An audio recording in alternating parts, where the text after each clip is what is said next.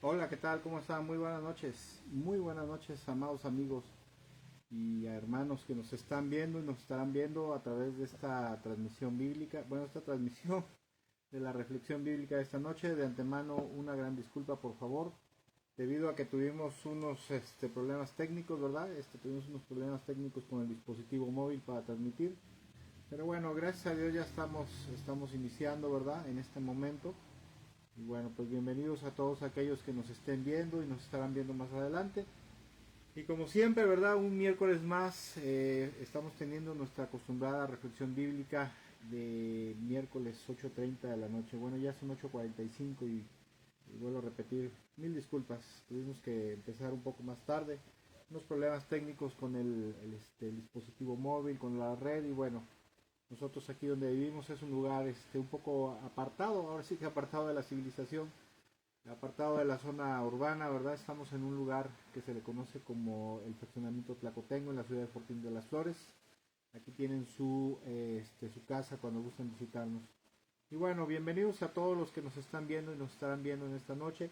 En esta noche quiero compartir una breve reflexión bíblica con respecto a una escritura que se encuentra en 2 Corintios capítulo 5 verso 21, ¿verdad?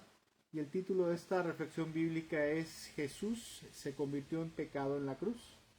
Mire, no sé si usted ha escuchado en alguna ocasión hablar a alguien, algún predicador, algún pastor, ¿verdad? O algún evangelista que ha dicho, a lo mejor usted ha escuchado decir a alguien que cuando nuestro Señor Jesucristo estuvo en la cruz del Calvario, Él literalmente se convirtió en pecado, ¿verdad? Se volvió pecado en ese momento porque dicen algunos dicen que como el Padre Celestial cargó todos nuestros pecados sobre sí mismo, ¿verdad? Sobre el cuerpo de nuestro Señor Jesucristo, por esa razón el Señor Jesucristo se convirtió literalmente en pecado. ¿Y de dónde sacan esto, verdad? ¿De dónde sacan esta idea, esta doctrina, esta enseñanza? Bueno, pues una cita bíblica muy conocida y muy importante. Escuchen, una cita bíblica, una palabra de Dios, una cita bíblica muy importante para la fe cristiana, para el Evangelio de Jesucristo. De hecho, y dice esta cita bíblica, esta porción bíblica se encuentra en segunda carta a los Corintios, capítulo 5, verso 21. En la versión tradicional, la versión Reina Valera, la cual dice de la siguiente manera, y présteme usted atención, ¿verdad? Escúcheme porque esto es un tema importante, esto es un tema importante para su conocimiento doctrinal, su acervo doctrinal, porque yo estoy seguro que muchos de los que han escuchado esta cita bíblica, muchos de los que escuchamos esta cita bíblica en algún momento dado en nuestra vida, había como que una gran laguna con respecto a esta escritura, ¿verdad? Nos quedamos así como, ¿qué significa esto? ¿Qué quiere decir? Y dice 2 Corintios capítulo 5 verso 21 en la versión tradicional, la versión Reina Valera, dice, al que no conoció pecado, por nosotros lo hizo pecado, para que nosotros fuésemos hechos justicia de Dios en él, ¿verdad? Ya desde ahí la Reina Valera de por sí maneja un lenguaje antiguo, un poco antiguo, ¿verdad? De difícil entendimiento, de difícil comprensión. Por eso es que siempre son mejores, para estudiar la Biblia en la actualidad, son mejores las versiones actualizadas, las cuales, primero que nada, están mejor traducidas, ¿verdad? Una versión actualizada, las sociedades bíblicas. Fíjese que yo en alguna ocasión fui a un seminario de la Biblia en la ciudad de Puebla, aquí en México, ¿verdad? Puebla, México, donde nos explicaban precisamente esto acerca de que las versiones antiguas tienen muchos errores de traducción y aparte de eso manejan palabras de difícil entendimiento para la época actual. Por lo cual era necesario, ¿verdad? Y aparte de eso, los equipos de traductores bíblicos de muchas sociedades bíblicas se habían dado a la tarea de estudiar mucho, ¿verdad? Actualmente hay la oportunidad de viajar a muchos lugares y a través de eso poder cotejar, ¿verdad? Cotejar, revisar las copias más antiguas de los textos bíblicos, por lo cual era mejor, era más posible, ¿verdad? Había más posibilidad de poder hacer traducciones cada vez más acertadas. Y bueno, la Reina Valera lo dice así, ¿verdad? El que no conoció pecado, por nosotros lo hizo pecado, para que nosotros fuésemos hechos justicia de Dios en él. Y ya desde ahí dices, bueno, ¿qué quiere decir esto? Bueno, primero que nada, Primero que nada quisiera compartir en este día, hablar algo con respecto a este versículo, a los cuales hay en la Biblia hay versículos, hay textos bíblicos que son, se le dice que son de difícil comprensión, ¿verdad? Son de difícil entendimiento. Y para lo cual, para poderlos entender bien, necesitas pues hacer un breve estudio bíblico, ¿verdad? Para que nuestro entendimiento bíblico, nuestro acervo doctrinal, ¿verdad? Nuestro conocimiento doctrinal vaya creciendo cada vez más. Y bueno, algunas personas algunos indoctos, ¿verdad? Algunos indoctos y arrogantes, predicadores arrogantes a veces se han atrevido a decir que en esta porción bíblica Dios está enseñando que literalmente nuestro Señor Jesucristo, cuando fue a la cruz del Calvario, se volvió pecado, ¿verdad? Se convirtió en pecado literalmente, y que fue por eso que el Padre Celestial le dio la espalda al Hijo de Dios, ¿verdad? Recuerda usted esta parte, ¿verdad? Cuando el Señor Jesucristo está clavado en la cruz del Calvario y dice Elohi, Elohi, lama sabactani, que quiere decir Padre mío, ¿por qué me has abandonado?, ¿verdad? Y algunos predicadores y muchos, bueno, muchos que de renombre, de supuesto renombre, que salen en los canales cristianos, ¿verdad? Yo he escuchado, los he visto, ¿verdad? A mí nadie me ha contado. Yo los he escuchado, los he visto y se han atrevido a decir, o se atreven a decir que es por esa razón, ¿verdad?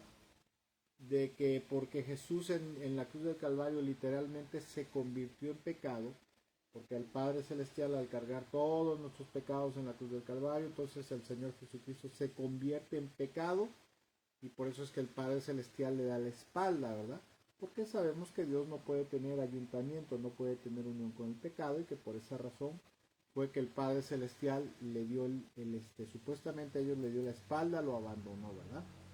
Pero esto es cierto verdaderamente, o sea, realmente ocurrió esto de que cuando nuestro Señor Jesucristo fue a la cruz del Calvario, Él se convirtió en pecado, Él se volvió en pecado literalmente. Y aparte de eso, ¿verdad? Añaden algunos falsos maestros, dicen que por eso Jesús murió espiritualmente. Sí, cuando Él fue a la cruz del Calvario y Él muere, no solamente muere físicamente, sino que muere espiritualmente, que estuvo 3 días, ¿verdad? Muere espiritualmente, que se separa de Dios, y que por eso tuvo que estar 3 días en el infierno para pagar por el perdón de sus pecados, ¿verdad? De los pecados que fueron cargados sobre Él. Esto es lo que se enseña en algunas denominaciones, algunos supuestos predicadores de renombre, ¿verdad? ¿Es cierto esto? Bueno, primero que nada, como decía yo, hay que decir y hay que reconocerlo, que la Reina Valera, la versión tradicional Reina Valera, algunos predicadores, ¿verdad? Algunos pastores reconocidos y verdaderos hombres de Dios, dicen que la Reina Valera es un dolor de cabeza por tantos errores de traducción, de interpretación, ¿verdad? De semántica que tiene, ¿verdad? Y en esta porción bíblica estamos viendo, en este versículo bíblico hay un error de traducción y de interpretación, sobre todo, ¿verdad? De semántica bíblica. ¿En qué radica el error en esta porción bíblica? Bueno, el error radica en que cuando los escritores y copistas, ¿verdad? Y se empezaron a transcribir y a copiar este versículo, bueno, esta carta a los Corintios, segunda carta a los Corintios, y pasaron por este y otros versículos, escuche, usaron la misma palabra para referirse al pecado que se usaba en la versión Septuaginta, ¿verdad? Para referirse al pecado y ofrenda por el pecado. ¿Qué es la Septuaginta? Mire, la Septuaginta, no sé si usted lo sepa o no lo sepa, pero es una versión del Antiguo Testamento, ¿verdad? De la traducción del Antiguo Testamento, del hebreo al griego, que se llevó a cabo en la ciudad de Alejandría por pedido del el rey Ptolomeo II. Se dice que el rey Ptolomeo II le pide a Demetrio, su bibliotecario ahí en Alejandría, arreglar que la ley judía fuera traducida y agregada a la colección real de libros ahí en la biblioteca de Alejandría, ¿verdad? Y se dice que le envía una carta a Eleazar, quien era el sumo sacerdote judío en Jerusalén en ese entonces, para pedirle ayuda para traducir la ley de Dios, ¿verdad? Del Antiguo Testamento, lo que nosotros conocemos como el Antiguo Testamento, que en aquel entonces era lo único que se conocía como palabra de Dios, porque no existía el Nuevo Testamento, ¿verdad? Y por lo cual se dice que mandó a reclutar a 72 sabios judíos eruditos bíblicos conocidos como los masoretas, ¿verdad? Para traducir la ley del Señor. Y en esa porción, ¿verdad? En esa porción bíblica, cuando traducen del hebreo al griego, para referirse al pecado, principalmente al pecado, cuando traducen al griego, el hebreo al griego, usan la palabra hamartía. Hamartía significa errar al blanco, o lo mismo es lo mismo que decir pecar, ¿verdad? Pecar y errar al blanco es lo que expresa la palabra hamartía. Y cuando ellos traducen, ¿verdad? Traducen así prácticamente literalmente de un idioma a otro, usan esta palabra, la palabra hamartía, para referirse al pecado o bien a las ofrendas por el pecado, y lo usaron de una manera genérica, ¿verdad? Usaron la palabra hamartía de manera genérica para referirse tanto al pecado como a las ofrendas por el pecado. Un ejemplo de esto, ¿dónde lo podemos encontrar? En la versión Reina Valera dice, por ejemplo, en Oseas capítulo 4, versículo 8, donde usted lo puede leer en su Biblia, ¿verdad? En la versión tradicional. Dice, del pecado, escucha como dice, del pecado de mi pueblo comen, dice, del pecado de mi pueblo comen y en su maldad levantan su alma. ¿Sí? Aquí se está refiriendo a los sacerdotes, vuelvo a repetir. Del pecado de mi pueblo comen y en su maldad levantan su alma. Desde aquí ya tenemos un poquito de dificultad para entender, ¿verdad? Los que somos de este nuevo siglo prácticamente, ¿verdad? Este nuevo milenio. Y escuche, en esta porción, si literalizamos el entendimiento de este versículo, o sea, si lo leemos y tratamos de entenderlo así literalmente, tal pareciera que los sacerdotes se alimentaban de los pecados del pueblo, ¿verdad? Esa es la idea que literalmente presenta esta traducción, porque la traducción del hebreo al griego para pecado, ¿verdad? La palabra que se usa para traducir del hebreo al griego, como acabo de mencionar, es la palabra hamartía en griego. ¿Sí? Pero escuche, en el contexto histórico y cultural, en realidad no se está refiriendo al pecado en sí mismo, ¿sí? Literalmente al pecado en sí mismo, o a los pecados, sino que en esta porción bíblica se está refiriendo a la ofrenda que el pueblo de Dios tenía que presentar ante el altar del Señor por sus pecados. Y escuche, le voy a leer dos versiones actualizadas, ¿verdad? Que han corregido estos errores de traducción de la Reina Valera, donde nos da más luz y más entendimiento. Dice en Oseas 4, versículo 8, en la nueva traducción viviente, que es una versión actualizada, dice, cuando la gente, escuche, Oseas 4, versículo 8, nueva traducción viviente, dice, cuando la gente lleva su ofrenda por el pecado, los sacerdotes se alimentan, por eso se alegran cuando mi pueblo peca. Otra versión actualizada también, que es la versión Palabra de Dios para Todos, lo maneja así, lo dice así. Los sacerdotes comen de las ofrendas por el pecado. Por eso les gusta cuando cada vez hay más pecados. Escuche, recordemos, vamos a recordar algo aquí tantito. No sé si usted recordará, pero la ley de Moisés, la ley de Dios, en el libro de Levítico, decía que cuando una persona pecaba, ¿verdad? Pecaba de algún pecado que no meritaba la muerte, porque en la Biblia, en el Antiguo Testamento, hay pecado que meritaba la muerte, como la brujería, la hechicería, el adulterio, la blasfemia, usar el nombre del Señor en vano, etcétera, etcétera, ¿verdad?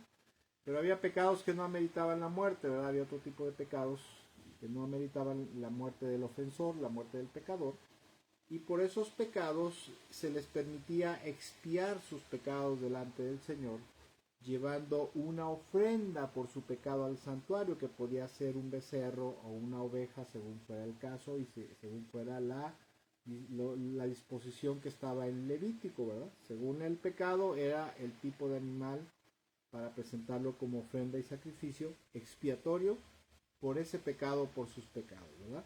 Y la Biblia dice que de esos animales sacrificados, presentados ante el altar y sacrificados, el sacerdote tenía, o los sacerdotes tenían derecho a tomar una porción en específico, que está ahí en Levítico, ¿verdad?, de ese animal sacrificado. Escuche. Entonces, aclarando las cosas, debemos, en esta porción inicial de 2 de Corintios 5:21, dice, al que no conoció pecado, por nosotros lo hizo pecado para que nosotros fuésemos hechos justicia de él. Aparentemente, si no tenemos un entendimiento o un conocimiento bíblico, ¿verdad? Un poquito más profundo, no hemos estudiado la Biblia, aparentemente si nos dicen que Dios lo hizo o lo convirtió a Jesús en pecado ahí en la cruz del Calvario por nosotros, ¿verdad? Para que nosotros fuésemos hecho justicia delante, o sea, fuésemos justificados o perdonados, declarados inocentes delante de Dios. Aparentemente, si nos dijeran eso, pues nosotros lo creíamos, ¿verdad? Pero no es así. Aquí hay un problema de traducción, ¿verdad? Cuando se traduce del hebreo al griego y luego del griego al castellano, ¿verdad? Porque prácticamente los traductores de la Reina Valera solamente transliteraron, ¿verdad? Hicieron una traducción literal y como en el griego decía jamartía, entonces ellos en esa porción dice, pues por nosotros lo hizo pecado o lo hizo pecar.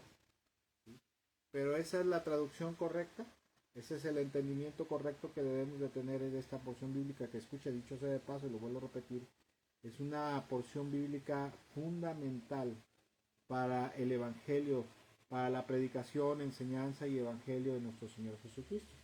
La traducción correcta la podemos encontrar en una versión actualizada, ¿verdad? Que se ha traducido correctamente, que los traductores, los revisores de esta traducción, el comité de aproximadamente 51, 52 eruditos bíblicos, entre biblistas, historiadores, lingüistas y otras disciplinas, ¿verdad? Hicieron un comité de 50 hombres aproximadamente, de 50, 52 hombres y mujeres, que es la nueva traducción viviente, lo traduce correctamente y escuche lo que es verdaderamente, lo que significa verdaderamente.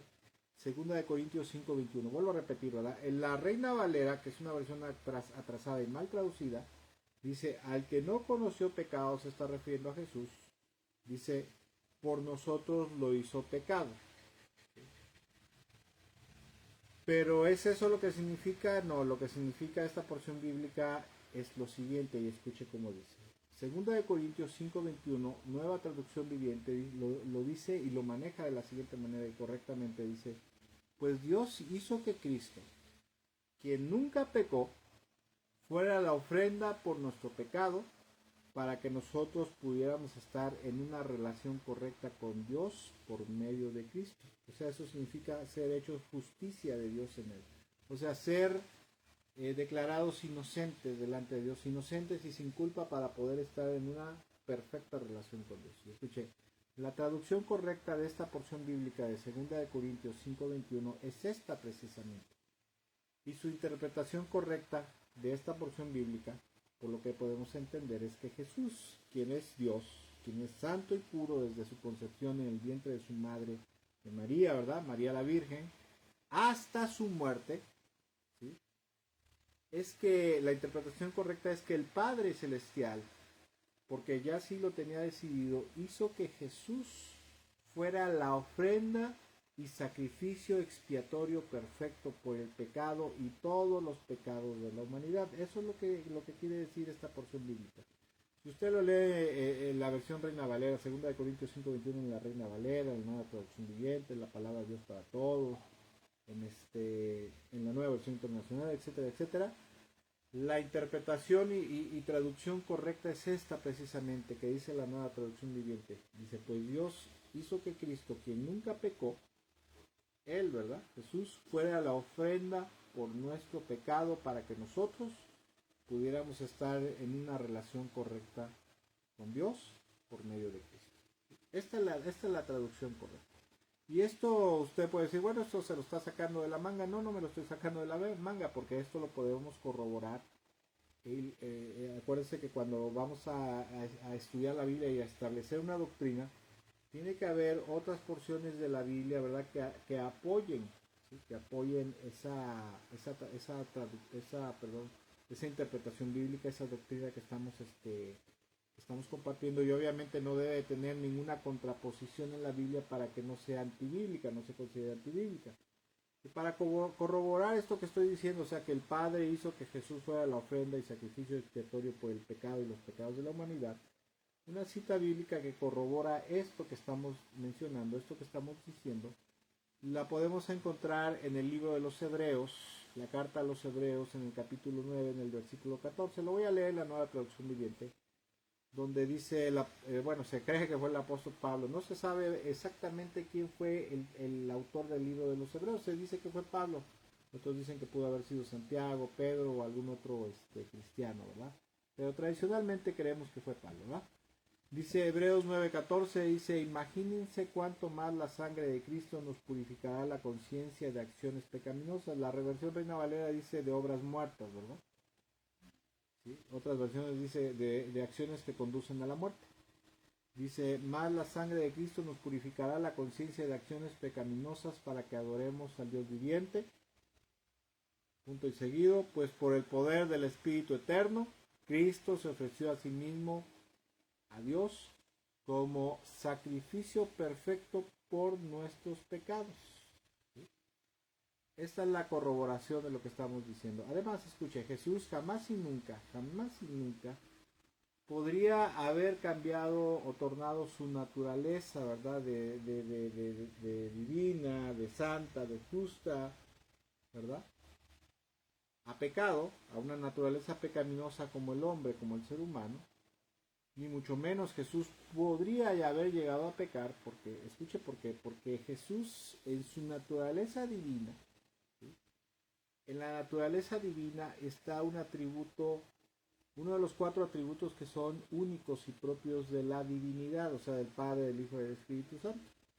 Uno de ellos es la omnisciencia, la omnipotencia, la omnipresencia y la eternidad. La eternidad, más que tener que ver con una existencia indefinida, con una cantidad de tiempo indeterminado, la eternidad en la Biblia, ¿verdad? En la palabra de Dios, tiene que ver con la inmutabilidad de Dios. O sea, que Dios no cambia, que su naturaleza santa, justa, su naturaleza amorosa, ¿verdad? En la eternidad de Dios le impide que Dios altere su carácter, altere su naturaleza, porque una característica precisamente de la naturaleza divina es la eternidad. Y la eternidad quiere decir que Dios no puede cambiar por naturaleza, o sea, Dios no se puede convertir en pecador, ¿verdad? Porque la naturaleza eterna, divina y eterna de Dios se lo impide, Dios no puede pecar, ¿sí? Y aparte de eso, Jesús y nuestro Señor Jesucristo, debido a su eternidad como ser divino, jamás y nunca iba a poder cometer un pecado como los seres humanos o como los seres creados como los ángeles o como los seres humanos, ¿verdad? Y con respecto a esto podemos entender, concluir que Jesús en la cruz del Calvario, cuando fue a la cruz del Calvario, cuando fue crucificado, jamás y nunca se convirtió literalmente en pecado, ni su naturaleza espiritual cambió jamás.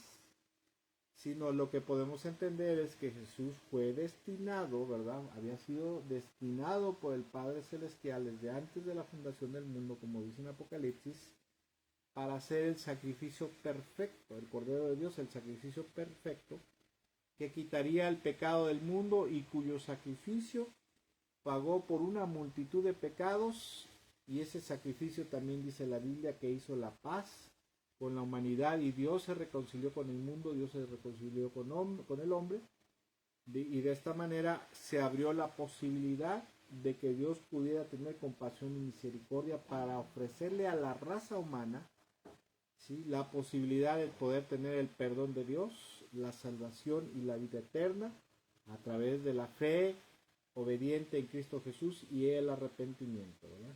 Ahora, con respecto a esto hay otra cosa que está relacionada, ¿verdad? Hay gente, lo que acabo de decir, ¿verdad? Mucha gente, que predicadores de renombre en las redes sociales o en la televisión, los canales de televisión cristiano, que dicen que literalmente Jesús se convirtió en pecado.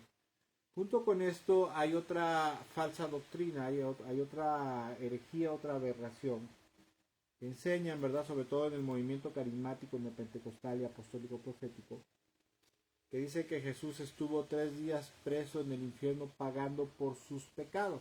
Yo he escuchado esto, yo lo he visto en televisión, yo he escuchado que gente dice esto, y bueno, no sé si usted lo haya escuchado, ¿verdad?, pero en muchas ocasiones algunos telepredicadores reconocidos y pastores de renombre y aún de instituto bíblico han profesado esta falsa doctrina que se le conoce como la muerte espiritual de Jesús. ¿Por qué la muerte espiritual de Jesús? Por lo que acabo de mencionar, ¿verdad? Que al convertirse Jesús en pecado, entonces se separa espiritualmente de Dios y por causa de eso fue refundido, ¿verdad? Fue encarcelado 3 días en el infierno, en el Seol, ¿verdad? Las profundidades de la tierra.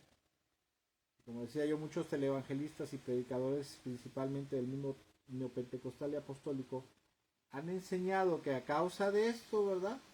Jesús tuvo que estar en el infierno 3 días pagando por sus pecados. Y ya no me meto con otra herejía más, ¿verdad? Que se le conoce como el rescate a Satanás, que es otra herejía, otra blasfemia, ¿verdad? Que enseñan, que dicen que el rescate o el pago por el pecado fue a Satanás, ¿verdad? La Biblia nos dice que no, que Jesús con su sangre le pagó al Padre por el perdón de nuestros pecados. Pero bueno, esa era otra historia, ¿verdad?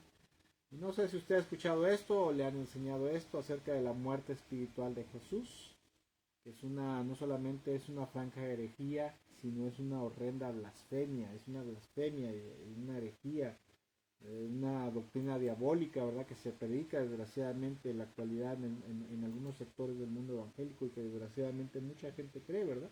Mucha gente lo cree y eso es algo tremendo. Pero escuchen, la palabra de Dios, la Biblia, en ninguna porción de las Sagradas Escrituras se enseña nunca jamás que Jesús en algún momento dado haya cambiado su naturaleza divina, santa y eterna a una naturaleza pecadora y corrompida, ¿verdad? Y que por eso haya tenido que ir a purgar, a expiar sus pecados en el infierno, ¿verdad? A sufrir en el infierno para que pudiera volver a la vida en un estado de pureza. Eso es algo que jamás y nunca sucedió. La Biblia dice que cuando Jesús murió, el Espíritu Santo lo declaró justo, o sea, lo declaró santo, perfecto, ¿verdad? Y aún después de muerto, él siguió siendo santo, justo y perfecto. La palabra de Dios nos enseña que Jesús jamás y nunca, ¿verdad? En su esencia, jamás y nunca, en esencia, nunca dejó de ser Dios, nunca jamás dejó de ser de naturaleza divina. De hecho, las Sagradas Escrituras nos enseñan que nuestro Señor Jesucristo, que el Hijo de Dios, es un ser único y excepcional en el universo entero, porque ni siquiera el Padre y el Espíritu Santo son iguales a Él, ¿verdad? ¿Por qué? Porque las Sagradas Escrituras, la palabra de Dios nos enseñan que en el Señor Jesucristo, que en el Hijo de Dios, radican las dos naturalezas, la divina y humana. Esto es algo que era muy atacado por los gnósticos, ¿verdad? Por eso es que los testigos de Jehová predican que Jesús no es Dios. Porque los gnósticos decían que la creación humana no había sido obra del Padre Celestial, del Padre Ingénito, como lo llamaban ellos, sino del Demiurgo, un semidios divino,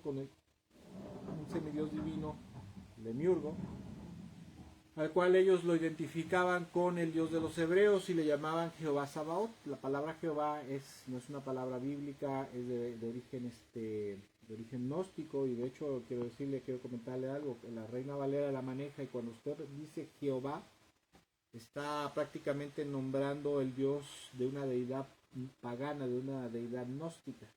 Por eso es que también las nuevas versiones, la nueva versión internacional, la Palabra de Dios para Todos, la versión internacional y muchas otras versiones que se han dado la tarea de revisar las copias más antiguas, se han dado cuenta que la palabra Jehová no es una palabra hebrea, sino que la palabra correcta que se debe usar es Adonai, o sea, el Señor. Pero bueno, eso será otro tema. Y le decía yo que nuestro Señor Jesucristo es un ser único y único en el universo entero, ¿verdad? Porque nadie es como Él. Porque en el Señor Jesucristo radican las dos naturalezas, están totalmente unidas, amalgamadas, la naturaleza divina y la naturaleza humana. El Señor Jesucristo es 100% Dios y a su vez es 100% hombre, 100% humano. Y a esta unión de naturalezas, ¿verdad?, de la divina y la humana, se le conoce como unión hipostática, ¿sí?, para referirse a la unión de la naturaleza humana con la naturaleza divina en una sola persona. Es algo maravilloso. Nadie en el universo, con todo respeto, ni aun el Padre Celestial, ni aun el Espíritu Santo son como Jesucristo nuestro Señor, el Hijo de Dios, el cual es 100% Dios y a su vez es 100% ser humano. Ahora, ¿qué hizo Jesús cuando estuvo en las profundidades, verdad? Ya que estamos hablando de esto, ¿verdad? Ya que estamos encarrerados en esto, Surge una pregunta también, ¿verdad? O nos puede surgir una pregunta. Bueno, entonces está bien, ya entendimos que Jesús no se convirtió en pecado, que no se volvió pecado, no cambió de naturaleza santa, justa, divina a naturaleza pecadora, sino que simplemente lo que significa 2 Corintios 5:21 es que Dios lo destinó a ser la ofrenda, el sacrificio perfecto por el pecado. Pero hay otra pregunta que surge, ¿verdad? ¿Qué fue lo que hizo nuestro Señor Jesucristo cuando estuvo en las profundidades de la tierra? Y esta es una respuesta muy sencilla. Dice en primera epístola de Pedro, primera epístola universal del apóstol Pedro, en el capítulo 3, en el versículo 18 al 20, en la Nueva Traducción Viviente, dice lo siguiente: Cristo sufrió por nuestros pecados una sola vez y para siempre. Él nunca pecó, en cambio, murió por los pecadores para llevarlos a salvo con Dios. Sufrió la muerte física, pero volvió a la vida del Espíritu, y que en el poder del Espíritu Santo. Por lo tanto, y escuchen lo que dice, por lo tanto, fue a predicarle a los espíritus encarcelados, esos que desobedecieron a Dios desde hace mucho tiempo, cuando Dios esperaba con paciencia, mientras Noé construía el arca, y solo 8 personas se salvaron de morir ahogadas en ese terrible diluvio. Aquí hay otra escritura que voy a leer, otras 3 escrituras, y ahorita damos una explicación con respecto a esto. Yo leo otra escritura que es Efesios 4, versículo 4, en la versión Reina Valera, ¿verdad? Dice, por lo cual dice, subiendo a lo alto, llevó cautiva la cautividad y dio dones a los hombres. Salmo 68, versículo 18, nueva versión internacional, dice, cuando tú, Dios y Señor, ascendiste a las alturas, te llevaste contigo a los cautivos, tomaste tributo de los hombres, aun de los rebeldes, para establecer tu morada. Y escuche. La palabra de Dios nos enseña que desde los tiempos de Noé, las almas que habían muerto, ¿verdad? Desde Adán, ¿verdad? Desde los tiempos de Adán hasta el tiempo de Noé y hasta el tiempo que Jesús murió, ¿verdad? Hasta el momento que Jesús muere, todas esas almas, ¿verdad? Desde Adán hasta el momento que Jesús muere y desciende al Seol, a las profundidades, como le llama la Biblia, al infierno, al Seol, al Hades. Ahí había almas, había gente que estaba cautiva, ¿verdad? ¿Por qué? Por el pecado, ¿verdad?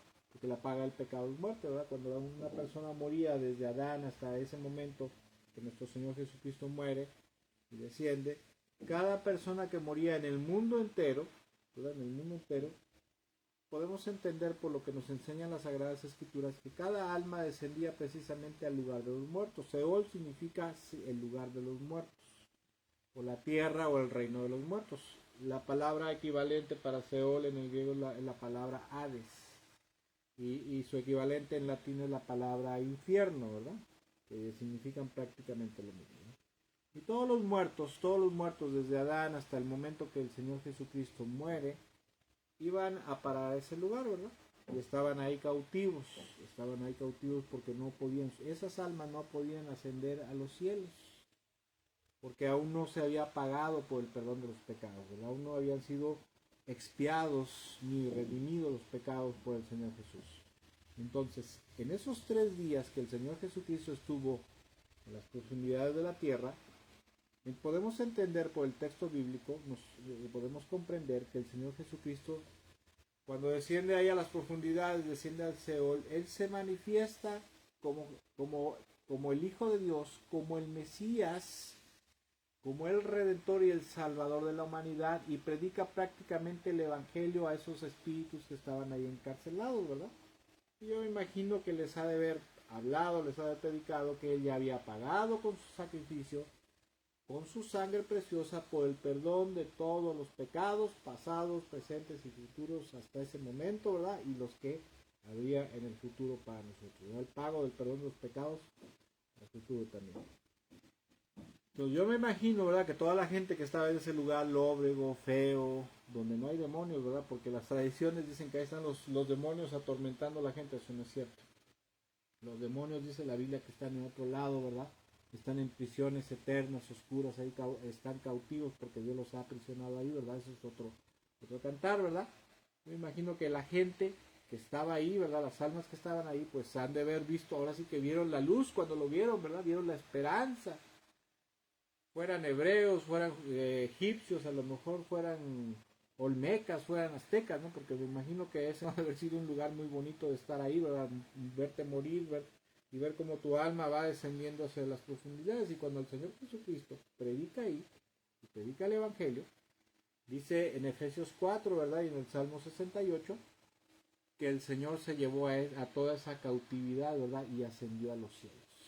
Estuvo predicando, ¿sí? Y antes de entender, antes de ascender, podemos entender y creemos que toda esa gente creyó en Él. Y cuando creyó en el Señor Jesucristo como el único Salvador, como el Hijo de Dios y como el Mesías, el Señor Jesucristo se los llevó a los cielos. O sea, el Señor Jesús predicó en el Hades, en el infierno, en el Seol, como lo quiero llamar, ¿verdad? Para llevarse a toda una multitud de cautivos que estaban ahí en las profundidades de la tierra, aprisionados por el pecado y por sus pecados. Ahora bien, escuche, esos espíritus cautivos, algunos falsos maestros predican que son los ángeles cautivos, ¿verdad? Dicen, no, es que el Señor Jesucristo, en base a la escritura de, ¿cómo se llama? De Primera de Pedro 3, 18 al 20, dicen que esos espíritus cautivos, esos espíritus que estaban ahí encarcelados, se refiere a los demonios, ¿verdad? Los demonios que pecaron, ¿verdad? Otros dicen que son los espíritus descarnados de la raza preadámica, ¿sí? Pero la palabra de Dios no nos enseña eso, ¿verdad?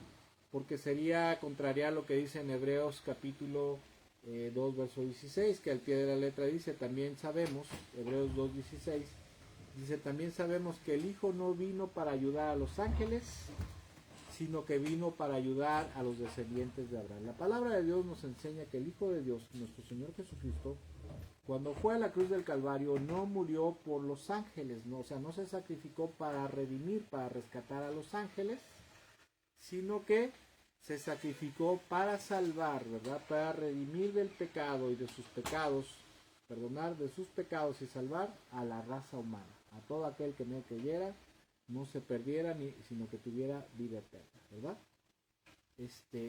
Ahora, la palabra de Dios, bueno, estos falsos maestros también dicen que estos son demonios de los espíritus descarnados, son los espíritus descarnados de la raza preadámica, a los cuales ellos aluden y dicen que son los demonios, porque algunos falsos maestros que predican, por ejemplo, hay un hombre que es el líder principal del ministerio Ebenezer, el apóstol principal, ¿cómo se llama? Bueno, usted a lo mejor luego lo investiga, ¿verdad? Ministerio Ebenezer, Guatemala, y varios líderes del movimiento apostólico profético, los famosos apóstoles y profetas de ese movimiento, ¿verdad? Y otro hombre conocido como, se apellida Alducin, que sale en Enlace. Él predica también esta falsa doctrina, la falsa doctrina de la raza preadámica. Ellos distinguen, dicen que unos son los ángeles caídos y que otros son los demonios, ¿verdad? Y que los demonios son precisamente los espíritus descarnados de la raza preadámica. Ellos dicen que ellos predican una herejía, ¿verdad? Esta herejía conocida como la raza preadámica. Dicen que antes de Adán hubo una raza que Dios había creado, ¿verdad? Pero que como se rebelaron contra Dios, Dios destruyó, mandó un diluvio, y por eso interpretan Génesis 1, ¿verdad? Donde dice que en el principio todo estaba en caos, ¿verdad? Entonces es que ese caos es producto de la destrucción que Dios mandó a esa raza preadámica. Esa es una mentira, esa es una herejía, ¿verdad? Y escuche, eso no es así. El Señor Jesucristo no vino a la tierra, ¿verdad?, a sacrificarse por los demonios, por los espíritus malignos, sino que el sacrificio de nuestro amado Señor y Salvador Jesús, ¿sí?, fue precisamente para redimir a la raza humana del pecado, ¿verdad? Porque el Padre Celestial le encomendó la obra de redención del pecado de la humanidad. Y escuche, esto es maravilloso. La palabra de Dios a través de esto nos enseña que el sacrificio de nuestro Señor Jesucristo, Señor y Salvador, alcanzó también para todas esas almas cautivas que se encontraban en el Seol desde Adán, ¿verdad? Desde que murieron, desde Caín, a ver, ahí en esa cautividad, porque también en algunas tradiciones se le conoce como la cautividad de Jacob. Ahí estaba Saúl, ¿verdad? Estaba Samuel, estaba Eliseo, ¿verdad? Estaba Sansón, por ejemplo, estaba José, estaban los patriarcas, estaba Abraham, Isaac, Jacob, porque no podían todavía ascender a los cielos, porque aún no habían sido pagados, no habían sido cubiertos los pecados por la preciosa sangre de nuestro Señor Jesucristo. Estaban ahí. Usted puede leer ahí en 1 Samuel una parte donde dice que va Saúl a consultar a la divina de Endor, ¿verdad? Y dice que sube de la tierra, ¿verdad? Sube un espíritu, sube Samuel y empieza a hablar precisamente con Saúl, ¿verdad? Y le dice, ¿sabes qué? Mañana tú vas a estar aquí conmigo, ¿verdad? Tú y tus hijos van a estar conmigo, ¿verdad? Entonces, a través de esto podemos entender que nuestro Señor Jesucristo en esos 3 días, entre algunas de las cosas que hizo, estuvo predicando el Evangelio también en las profundidades, en el Seol. Y una vez que terminó de predicar y que creemos que toda esta cautividad que estaba ahí, creyó en él, ¿verdad? Y anheló escapar de ese lugar para poder ir a los cielos. La palabra de Dios nos enseña que después de eso, él ascendió victoriosamente, ¿verdad? Ascendió victoriosamente a los cielos para llevarse a una multitud que estaba cautiva en las profundidades de la tierra, ¿verdad? Y a sentarse en su trono glorioso a la diestra del Padre. Aleluya. Por eso bien dice, ¿verdad? Bien dice el Salmo, dice, cuando tú, oh Dios y Señor, ascendiste a las alturas, te llevaste contigo a cautivos, tomaste tributo de los hombres, aún de los rebeldes, para establecer tu morada. Y en el Salmo 45 dice, ascendiste a tu trono, ¿verdad? Subiste a tu trono entre gritos de júbilo, ¿verdad? Entre gritos de alegría, ¿verdad? Porque cuando el Señor Jesucristo regresó a los cielos, ¿verdad? Creemos y entendemos que los ángeles, ¿verdad? Lo estaban esperando, ¿verdad? Para vitorearlo, para alabarlo, para glorificarlo, ¿verdad? Con gritos de júbilo, con alabanzas y adoración, ¿verdad?